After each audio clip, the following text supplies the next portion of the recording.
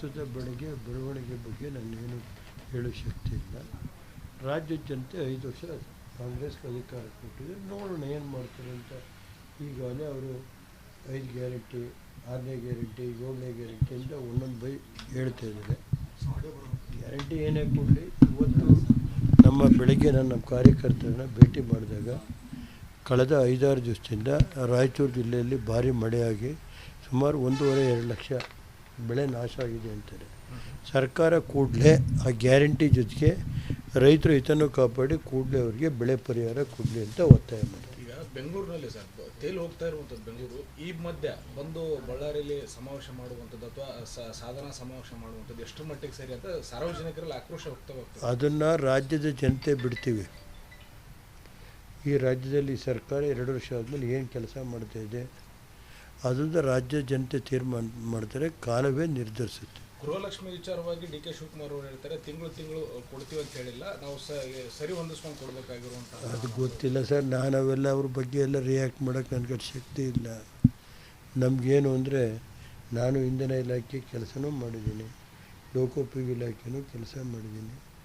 ರಾಜ್ಯದಲ್ಲಿ ಕುಮಾರಸ್ವಾಮಿ ಏನು ಕೊಡುಗೆ ಕೊಟ್ಟರು, ದೇವೇಗೌಡರು ಏನು ಕೊಡುಗೆ ಕೊಟ್ಟರು ಈ ಭಾಗಕ್ಕೆ, ಅದು ಕಾಲ ಬಂದಾಗ ಜನತೆ ತೀರ್ಮಾನ ಮಾಡುವಂಥ ದಿನ ಬರುತ್ತೆ.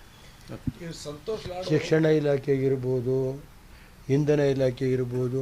ಈಗ ನಾನೇ ಇಂಧನ ಮಂತ್ರಿ ಆಗಿದ್ದೆ, ಒಂದು ಬಿಡ್ಗಾಸು 4 ವರ್ಷ ರೇಟ್ ಜಾಸ್ತಿ ಮಾಡಿದ್ದೀನಿ ರೀ.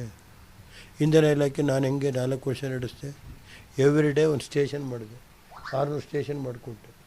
ಇವತ್ತೇನಾಗಿದೆ ಕಳೆದ 4 ವರ್ಷದಿಂದ?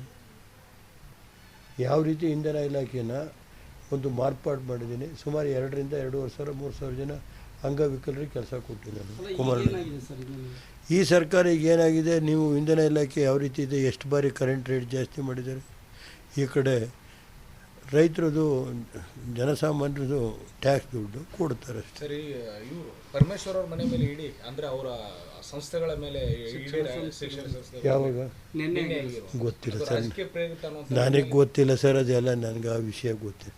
ನಾನು ಮಂತ್ರಾಲಯಕ್ಕೆ ದೇವಸ್ಥಾನಕ್ಕೆ ಯೂಸ್ವಲ್ ಹೋಗಿ, ಮೊನ್ನೆ ತಿರುಪತಿಗೆ ಹೋಗಿದ್ದೆ ನಮ್ಮ ತಂದೆ ಜೊತೆ, ಶೃಂಗೇರಿಗೆ ಹೋಗಿದ್ದೆ. ಎಲ್ಲ ನನ್ನ ಕೈಲಾದ ದೇವಸ್ಥಾನ, ಬೆಳಗ್ಗೆ ಎದ್ರೆ ನನಗೇನು ದೇವರು. ಇವತ್ತು ಕೆಲವು ಶಕ್ತಿಗಳನ್ನ ದಮನ ಮಾಡ್ಬೇಕಾದ್ರೆ ದೇವ್ರ ಹತ್ರನೇ ಹೋಗ್ಬೇಕಲ್ಲ ಸರ್, ಆ ಕೆಲಸ ಮಾಡ್ತೀವಿ.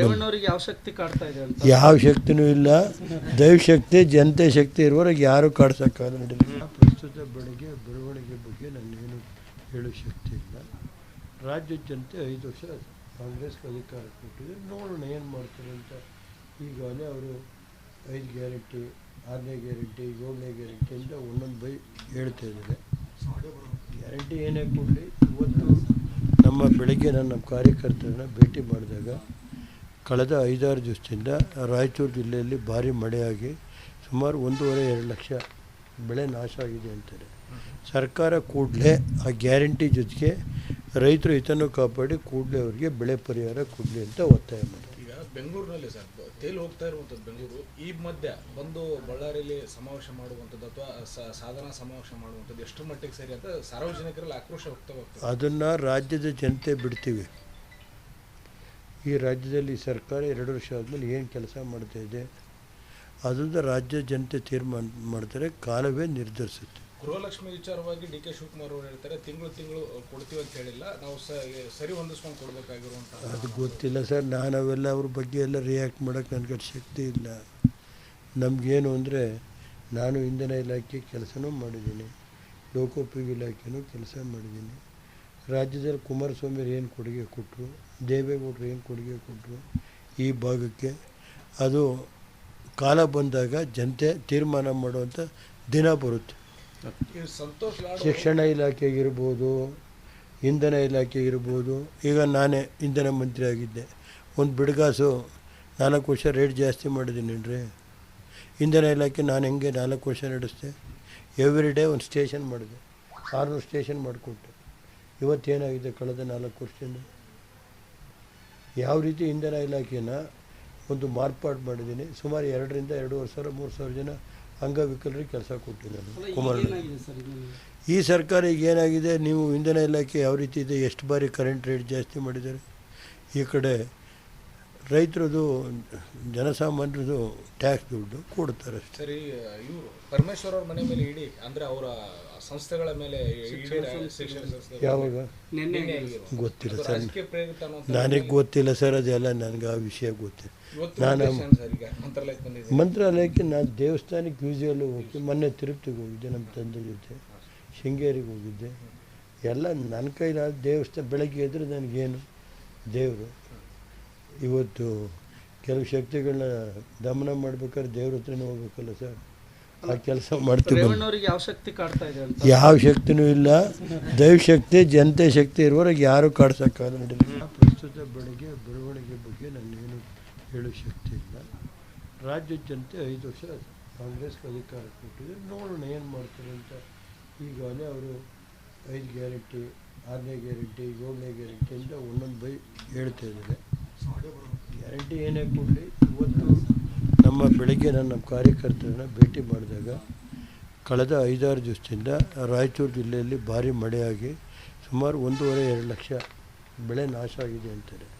ಸರ್ಕಾರ ಕೂಡಲೇ ಆ ಗ್ಯಾರಂಟಿ ಜೊತೆಗೆ ರೈತರ ಹಿತನೂ ಕಾಪಾಡಿ ಕೂಡಲೇ ಅವರಿಗೆ ಬೆಳೆ ಪರಿಹಾರ ಕೊಡಲಿ ಅಂತ ಒತ್ತಾಯ ಮಾಡ್ತಾರೆ. ಈಗ ಬೆಂಗಳೂರಿನಲ್ಲಿ ಸರ್ ತೇಲ್ ಹೋಗ್ತಾ ಇರುವಂಥದ್ದು ಬೆಂಗಳೂರು ಈ ಮಧ್ಯ ಬಂದು ಬಳ್ಳಾರಿಯಲ್ಲಿ ಸಮಾವೇಶ ಮಾಡುವಂಥದ್ದು ಅಥವಾ ಸಾಧನಾ ಸಮಾವೇಶ ಮಾಡುವಂಥದ್ದು ಎಷ್ಟು ಮಟ್ಟಿಗೆ ಸರಿ ಅಂತ ಸಾರ್ವಜನಿಕರಲ್ಲಿ ಆಕ್ರೋಶ ವ್ಯಕ್ತವಾಗ್ತದೆ. ಅದನ್ನು ರಾಜ್ಯದ ಜನತೆ ಬಿಡ್ತೀವಿ.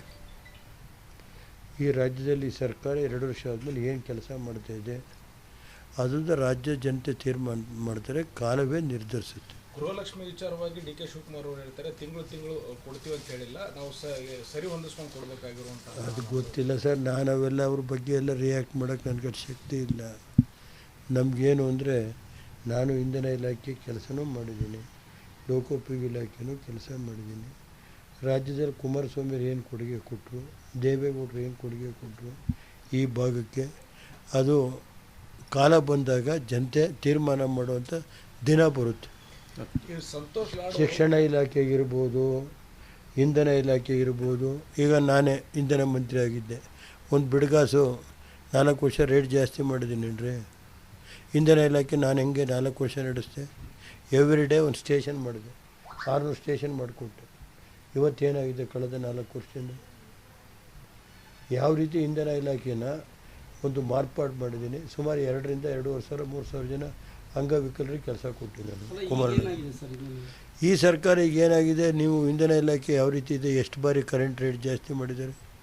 ಈ ಕಡೆ ರೈತರದು ಜನಸಾಮಾನ್ಯರದು ಟ್ಯಾಕ್ಸ್ ದುಡ್ಡು ಕೊಡ್ತಾರೆ ಅಷ್ಟೇ. ಸರಿ, ಇವರು ಪರಮೇಶ್ವರ್ ಅವ್ರ ಮನೆ ಮೇಲೆ ಇಡಿ ಅಂದ್ರೆ ಅವರ ಸಂಸ್ಥೆಗಳ ಮೇಲೆ ಶಿಕ್ಷಣ ಸಂಸ್ಥೆ ಯಾವಾಗ ನಿನ್ನೆ ಆಗಿರೋ ಗೊತ್ತಿಲ್ಲ ಅದು ಸರ್, ರಾಜಕೀಯ ಪ್ರೇರಿತ ಅನ್ನೋ ನನಗೆ ಗೊತ್ತಿಲ್ಲ ಸರ್, ಅದೆಲ್ಲ ನನಗೆ ಆ ವಿಷಯ ಗೊತ್ತಿಲ್ಲ. ಇವತ್ತು ನಾನು ಸರ್ ಈಗ ಮಂತ್ರಾಲಯಕ್ಕೆ ಬಂದಿದ್ದೆ. ಮಂತ್ರಾಲಯಕ್ಕೆ ನಾನು ದೇವಸ್ಥಾನಕ್ಕೆ ಯೂಸ್ವಲ್ಲು ಹೋಗಿ ಮೊನ್ನೆ ತಿರುಪತಿಗೆ ಹೋಗಿದ್ದೆ, ನಮ್ಮ ತಂದೆ ಜೊತೆ ಶೃಂಗೇರಿಗೆ ಹೋಗಿದ್ದೆ. ಎಲ್ಲ ನನ್ನ ಕೈಲಾದ ದೇವಸ್ಥಾನ ಬೆಳಗ್ಗೆ ಎದ್ರೆ ನನಗೇನು ದೇವರು. ಇವತ್ತು ಕೆಲವು ಶಕ್ತಿಗಳನ್ನ ದಮನ ಮಾಡ್ಬೇಕಾದ್ರೆ ದೇವ್ರ ಹತ್ರನೇ ಹೋಗ್ಬೇಕಲ್ಲ ಸರ್, ಆ ಕೆಲಸ ಮಾಡ್ತೀವಿ. ಯಾವ ಶಕ್ತಿ ಕಾಡ್ತಾ ಇದೆ ಅಂತ ಯಾವ ಶಕ್ತಿನೂ ಇಲ್ಲ, ದೈವಶಕ್ತಿ ಜನತೆ ಶಕ್ತಿ ಇರುವವರೆಗೆ ಯಾರೂ ಕಾಡ್ಸೋಕ್ಕಾಗಲ್ಲ. ನಡೀಲಿ.